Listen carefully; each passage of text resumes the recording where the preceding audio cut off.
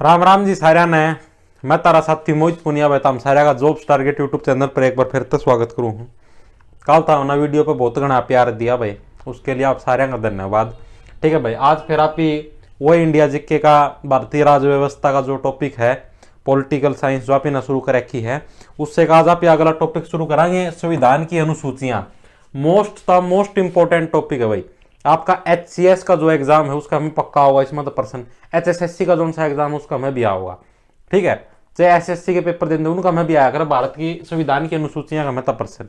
ठीक है, संविधान की सारे हम पहले जान लो 12 अनुसूची हैं। ठीक है, 12 अनुसूची हैं। प्रश्न में आकर संविधान के अंदर कितनी अनुसूचियां कल भी बता दिया था, 12 अनुसूची हैं भाई। ठीक है, इसका मैं ये सारी की सारी इंपॉर्टेंट हैं, लेकिन विशेष तौर पर जो आखिरी वाली अनुसूची है ना 7वीं 8वीं 7वीं तक लेगी और 12वीं तक की वाली अनुसूची घनी इंपॉर्टेंट है एज कंपेयर टू पहली तक लेगी और 6ठी अनुसूची तक। ठीक है, इनका भी प्रश्न इनका कम प्रश्न पूछे जाएगा ना, पहली तक 6ठी अनुसूची लग और 7वीं तक 12वीं अनुसूची लग घने प्रश्न पूछे जाएगा। ठीक है, फिर भी आप इन्हें तो सारी कवर करनी है कि मेरा पहले दिया मैं तो पूछ लिया है फिर कड़ा बताओगे। ठीक है भाई, तो चलो शुरू करा हाँ आज का अपना टॉपिक भारत की संविधान की अनुसूचियां। तो प्रथम अनुसूची के अंदर क्या है, जो प्रथम जो संविधान की अनुसूची है उसके अंदर यह है भाई कि भारत के जो राज्य क्षेत्र हैं, भारत के राज्य क्षेत्रों का उल्लेख है भाई। भारत के राज्य क्षेत्रों का उल्लेख है, क्षेत्रों का उल्लेख किसके अंदर है आपका प्रथम अनुसूची के अंदर। प्रश्न ये पूछा जा सकता है भाई भारत के राज्य मतलब भारत के राज्य क्षेत्रों का मतलब समझो भाई, भारत के जितने भी राज्य हैं, भारत के अंदर कितने क्षेत्र हैं, इस सब का उल्लेख किसके अंदर मिलता है, प्रथम अनुसूची के अंदर मिलता है। प्रश्न ये पूछ लिया जाए भाई भारत के राज्य क्षेत्रों या फिर संघीय क्षेत्रों का उल्लेख है वो किस अनुसूची के अंदर मिलता है, तो संविधान की प्रथम अनुसूची के अंदर मिलता है भाई। ठीक है, इतनी बात सबको क्लियर है। अब आते हैं द्वितीय अनुसूची पर। द्वितीय अनुसूची के अंदर क्या है, द्वितीय अनुसूची के अंदर आप लोगों को मतलब जो भी भारत के जो भी राज्य अधिकारी जो भी मतलब भारत के राजपाट को चलाते हैं, यानी कि राष्ट्रपति उपराष्ट्रपति, ठीक है, और राज्यपाल, जितने भी मतलब वो है अपने जो भी राजकीय अधिकारी हैं, ठीक है, जो भी अपना राजपाट का जो भी काम चलाते हैं, ठीक है, और जज वगैरह उच्चतम न्यायालय के, ठीक है, ये सारे के सारे मतलब जज वगैरह इनको जो वेतन भत्ते मिलते हैं, ठीक है, राजकीय अधिकारियों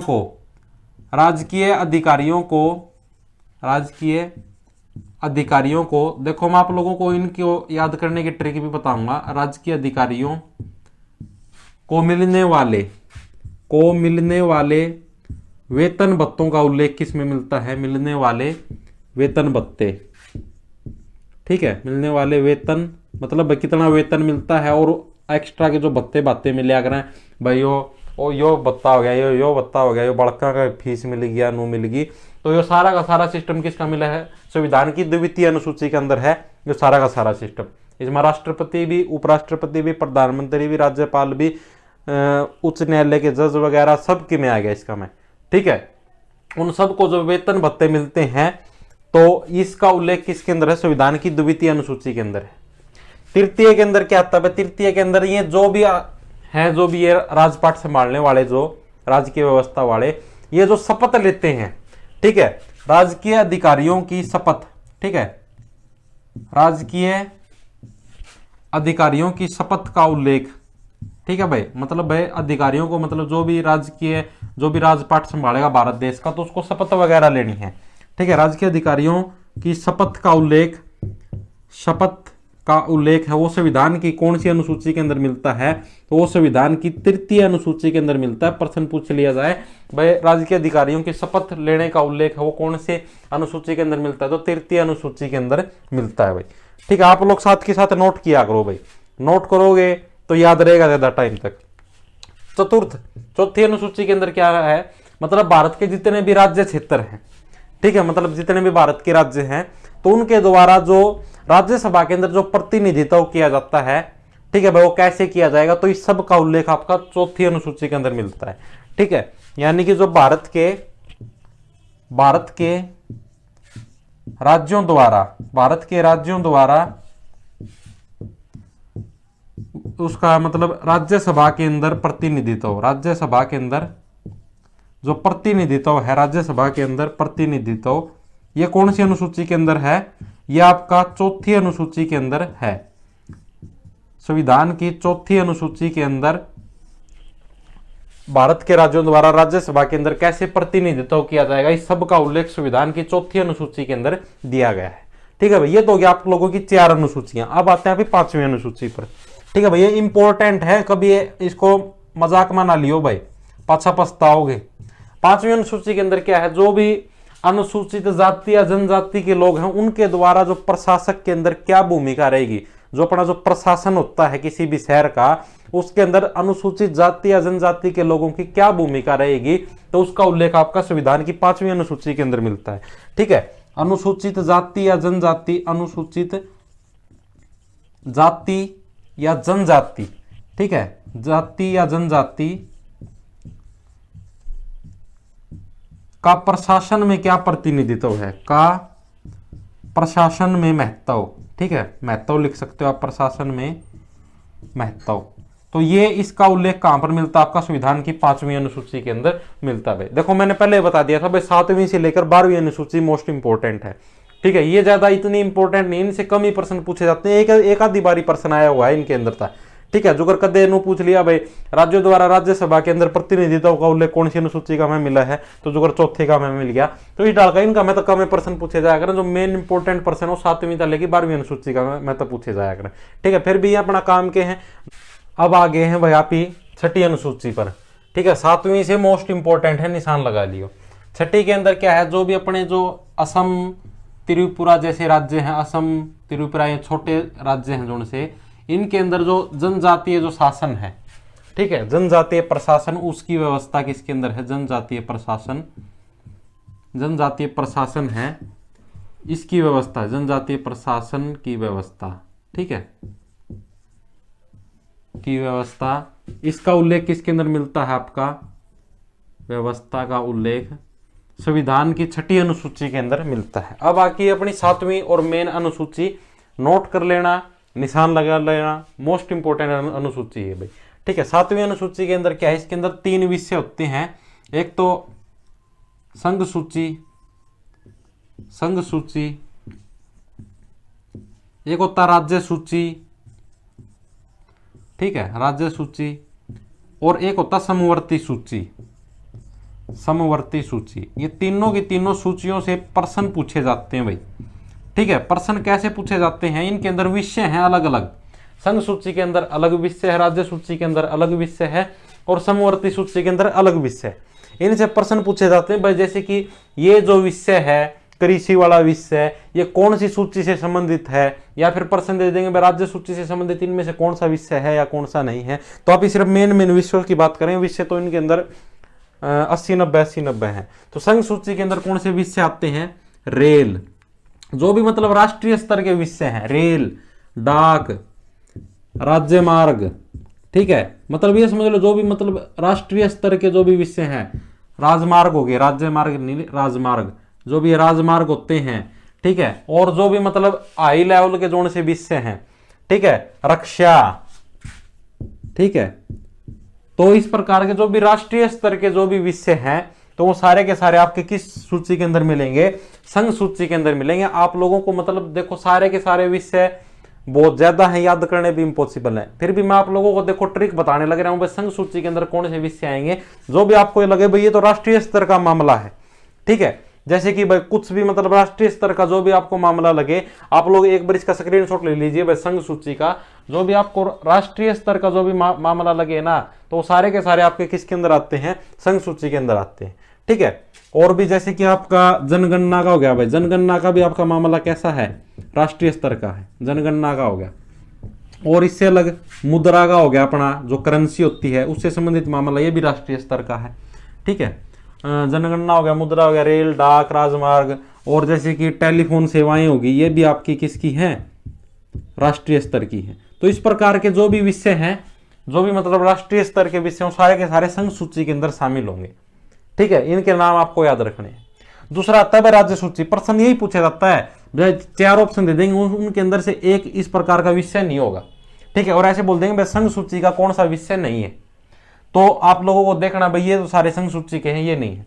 राज्य सूची के अंदर कौन से विषय आते हैं, जैसे कृषि हो गया, कृषि, ठीक है, पशुपालन, ये सारे के सारे राज्य सूची के अंदर आते हैं। आप लोग देख लो भाई, अपना राज्य देख लो, हरियाणा ते देख लो, ठीक है, हरियाणा का मैं जो गामा का मैंने पशुपालन हो, कृषि हो, तो ये सारे के सारे मतलब समझ लो भाई एक राज्य लेवल पे जो भी बातें होंगी वो सारी की सारी राज्य सूची का मैं शामिल होंगी, ठीक है। जैसे कि आपका जो भी हो गया, कृषि हो गया, पशुपालन हो गया, या फिर उच्च न्यायालय से अलग जो भी न्यायालय है, उच्च न्यायालय से अलग, ठीक है, उच्च न्यायालय से अलग जो भी न्यायालय होएगा उससे संबंधित जो भी मामले होंगे, मतलब राज्य सूची के अंदर यही रहेंगे आपके, कृषि, पशुपालन, उच्च न्यायालय, ठीक है, बाजार बुजुर्ग हो गए, और भी मेले हो गए, ठीक है, बाजार मेले, ये सारे मतलब जो भी एक स्थानीय लेवल पर हो, बाजार मेले, ठीक है। तो इस प्रकार के जो भी विषय होंगे वो सारे के सारे आपके कौन से के अंदर होंगे, राज्य सूची के अंदर इस प्रकार के विषय होंगे भाई, कृषि, पशुपालन, उच्च न्यायालय, बाजार मेले, ठीक है भाई, या फिर जो भी स्थानीय शासन है, ठीक है, स्थानीय शासन मतलब राज्य स्तर के ऊपर, जैसे पंचायतों के अंदर जो भी शासन व्यवस्था थी, तो ये सारे आपके राज्य सूची के अंदर आएंगे।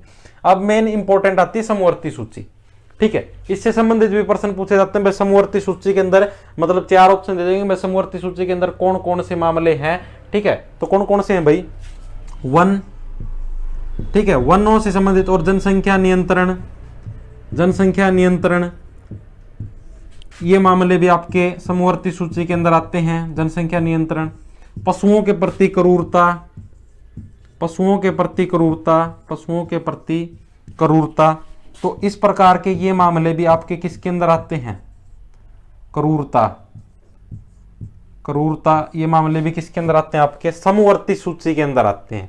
इनको ये वाली मोस्ट इंपोर्टेंट है समवर्ती सूची, इससे ज्यादा प्रश्न पूछे जाते हैं, ठीक है। आपसे पूछ लेगा भाई जनसंख्या नियंत्रण है, ये संविधान की कौन सी उसके अंदर आते हैं भाई, ठीक है, कौन सी अनुसूची के अंदर मतलब कौन सी सूची के अंदर शामिल है ये विषय जो जनसंख्या नियंत्रण का है, तो ये समवर्ती सूची के अंदर शामिल है भाई ये विषय। तो इस प्रकार से प्रश्न पूछे जाएंगे, जैसे पशुओं के प्रति क्रूरता का जो विषय है ये संविधान का मतलब कौन सी सूची के अंदर आता है, तो ये समवर्ती सूची के अंदर आता है भाई, ठीक है। तो ये हो गया आपके, मतलब ये आपको याद रखने हैं तीनों, इनका स्क्रीनशॉट ले लो। उसके बाद आते हैं आप अपनी 8वीं अनुसूची पर, ये भी मोस्ट इंपोर्टेंट अनुसूची है 8वीं, निशान लगा लो, 8वीं अनुसूची क्या है आपकी मोस्ट इंपोर्टेंट अनुसूची है, ठीक है। इसके अंदर क्या है, संविधान के अंदर जो 22 भाषाओं का उल्लेख है वो 8वीं अनुसूची के अंदर मिलता है, 22 भाषाओं का उल्लेख, 22 भाषाओं का उल्लेख।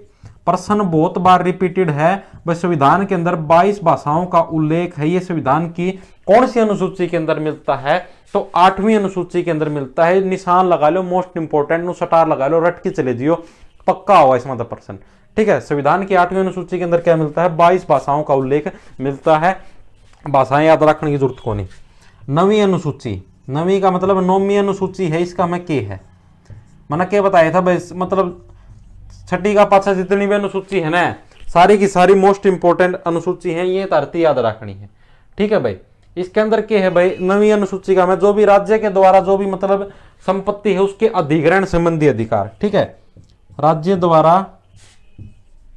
संपत्ति अधिग्रहण, संपत्ति अधिग्रहण मतलब कि जैसे कोई भी राज्य है अपना जो हरियाणा वाले हैं, अपनी ना जो सड़क बनानी है, हाईवे बनाना है, तो जो भी भाई किसाना की जमीन तीनों कर लिया भैया, संपत्ति मारती जाए तो आरती इतने रुपये दे देंगे, तो यो कानून है, यो 9वीं अनुसूची के अंदर इसका उल्लेख किया गया है, राज्य द्वारा संपत्ति अधिग्रहण। ये कौन सी अनुसूची के अंदर मिलेगा, ये आपको 9वीं अनुसूची के अंदर मिलेगा भाई, ठीक है। स्क्रीनशॉट ले लो, ये सारी की सारी इंपॉर्टेंट है, तो कुछ है रहेगी सिर्फ लगभग तो होली 9 लग होली, 10वीं 11वीं 12वीं 3 रहेगी, ठीक है, नोट कर लो भाई फटाफट, ज्यादा टाइम नहीं लेंगे। 10वीं अनुसूची के अंदर क्या है, 10वीं अनुसूची के अंदर दल बदल, ठीक है, दल बदल, जो भी आपका दल बदल संबंधित कानून है, दल बदल संबंधित कानून, वो कौन सी अनुसूची के अंदर है, 10वीं अनुसूची के अंदर है। बहुत बार प्रश्न रिपीटेड है भाई कि 10वीं दल बदल संबंधित जो कानून है वो संविधान की कौन सी अनुसूची के अंदर है, तो 10वीं अनुसूची के अंदर दल बदल संबंधित ये अपना विषय है। उसके अंदर उसके बाद जो 11वीं अनुसूची है, 11वीं अनुसूची के अंदर क्या है, जो पंचायती राज व्यवस्था है, पंचायती राज व्यवस्था का उल्लेख किसके अंदर है, संविधान की 11वीं अनुसूची के अंदर है। ये HSSC के एग्जाम के अंदर भी पूछा गया था प्रश्न, ठीक है। अभी जो ग्राम सचिव का पटवारी का जो भी एग्जाम, अभी जो ग्राम सचिव का एग्जाम हुआ था उसके अंदर जो पूछा गया था कि पटवारी के अंदर पूछने की पूरी पूरी संभावना है भाई कि संविधान की 11वीं अनुसूची के अंदर, मतलब ये प्रश्न ये आता है पंचायती राज व्यवस्था का उल्लेख संविधान की कौन सी अनुसूची के अंदर है, तो संविधान की 11वीं अनुसूची के अंदर पंचायती राज व्यवस्था का उल्लेख किया गया है। उसके बाद आती है आपकी आखिरी अनुसूची 12वीं। ये 11वीं भी भाई मोस्ट इंपॉर्टेंट है, 11वीं और 10वीं निशान लगा लियो। 12वीं के अंदर क्या है, जो भी मतलब शहरों के अंदर जो भी राज व्यवस्था, शहरी राज व्यवस्था का उल्लेख किसके अंदर किया गया है, राज्य व्यवस्था क्यों लिखती हूं मैं, राज व्यवस्था है। शहरी राज व्यवस्था का उल्लेख किसके अंदर है आपका, जो मतलब शहरों के अंदर जो भी नगर निगम वगैरह वगैरह बनेंगे, मेयर वायर, तो इन सारे का उल्लेख संविधान की 12वीं अनुसूची के अंदर है। ठीक है भाई, उम्मीद करूं सारे का समझ में आई होगी। वीडियो बढ़िया लगी हो तो कमेंट करके बताइए। सारे तिराम राम, धन्यवाद। वीडियो ऐसी आती रहेंगी।